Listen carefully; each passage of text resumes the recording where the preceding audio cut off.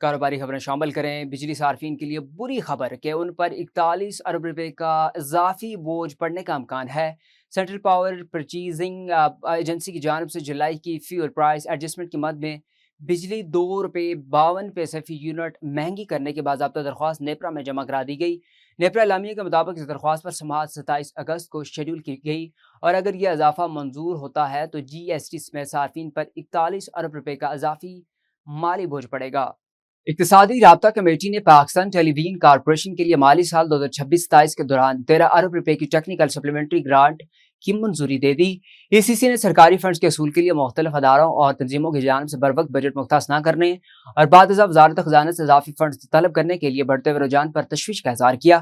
Committee نے وزارت اطلاعات و نشریات کو ہدایت کی کہ پی ٹی وی سمیت متعلقہ اداروں کے مالی خود انحصاری کے لیے جامع روڈ میپ تیار کر کے ستمبر 2026 کے اختتام تک ای سی سی میں پیش کیا جائے۔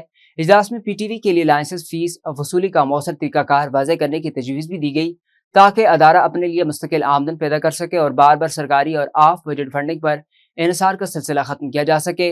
ای سی سی میں اس امر کی بھی نشاندہی کی گئی کہ پی ٹی وی میں افراد قوت کی تعداد دیگر بڑے نجی نیوز چینلز کے مقابلے میں خاصی زیادہ ہے، جبکہ اس کے مقابلے میں ادارے کی آمدن اس تناسب سے نہیں ہے۔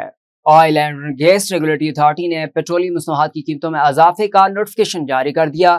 میڈیا رپورٹس کے مطابق اوگرا نے 18 اگست کے لیے پیٹرولیم مصنوعات کی قیمتوں کا نوٹیفیکیشن جاری کیا، جس کا اطلاق رات 12 بجے سے ہوگا۔ اوگرا نوٹیفیکیشن کے مطابق پیٹرول 5.77 جبکہ ہائی سپیڈ ڈیزل کی قیمت میں 6.47 فی لیٹر کا اضافہ کیا گیا۔